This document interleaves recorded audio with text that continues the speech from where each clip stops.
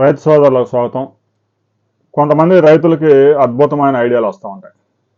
దాంతో ఆ రైతులు కోటేశ్వర్లుగా మారిపోతూ ఉంటారు. అయితే ఆ రైతుకు వచ్చిన ఐడియానే మిగతా వాళ్ళు కూడా అందరూ అమలు చేస్తే వాళ్ళంతా కోటేశ్వర్లు అవుతారా అంటే సాధ్యం కాదు. ఎందుకంటే అతనికి ఉన్న అవకాశం అలా వచ్చింది. ఢిల్లీ సమీపంలో మేరట్కి హైవే పక్కనే ఓ రైతు తన పొలాన్ని పంటలు పండించుకుంటూ కాలాన్ని వెల్లదీస్తూ ఉన్నారు. ఇక ఎన్ని సంవత్సరాలు వ్యవసాయం చేసినా అందులో పెద్దగా ఏదో 10,000, 20,000, 30,000 వస్తూ ఉంటాయి, కానీ కోట్ల లక్షలు వ్యవసాయంలో రావు. ఇక హైవే పక్కనే భూమి ఉంది, ఒక మంచి ఆలోచన చేశారు. ఢిల్లీ నగరం మీరట్ కూడా బాగా డెవలప్ అయిపోయి సిటీ కూడా అక్కడ దాకా వచ్చేసింది. అంటే దాదాపుగా నగరీకరణ జరిగింది. హైవే అమ్మట భూమిని ఎలా ఉపయోగించుకోవాలి అని మంచి ప్లాన్ వేశారు. ఆయనకున్న భూమిలో హైవే పక్కనే ఉంది కాబట్టి రవాణా సదుపాయాలు బాగా ఉన్నాయి కాబట్టి నేషనల్ హైవే పక్కనే ఉంటే దాన్ని మంచి స్విమ్మింగ్ పూల్ డెవలప్ చేశారు.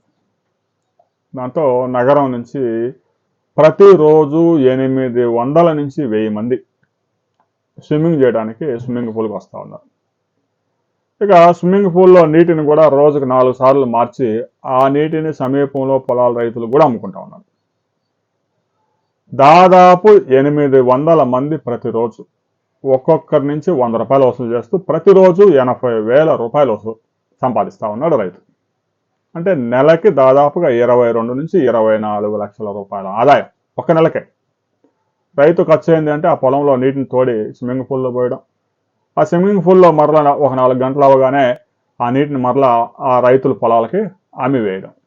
ఆ విధంగా రైతు వేసిన ఐడియాతో 2 నెలల్లోనే ఆ రైతు 50 లక్షల రూపాయలు పైగా సంపాదించాడు. సరే, వర్షాకాలం మొదలైన తర్వాత కొంత ఫ్లోటింగ్ తగ్గవచ్చు జనాభా. అయితే రైతు వేసిన ఐడియా ఇప్పుడు సోషల్ మీడియాలో దేశవ్యాప్తంగా ప్రపంచవ్యాప్తంగా పెద్ద చర్చకు దారితీస్తుంది. సరే, నేషనల్ హైవేల పక్కన ఉన్నదంతా స్విమ్మింగ్ పూల్ తీసుకొని కూర్చుంటే అంత వ్యాపారం ఉంటుందా అంటే ఉండదు.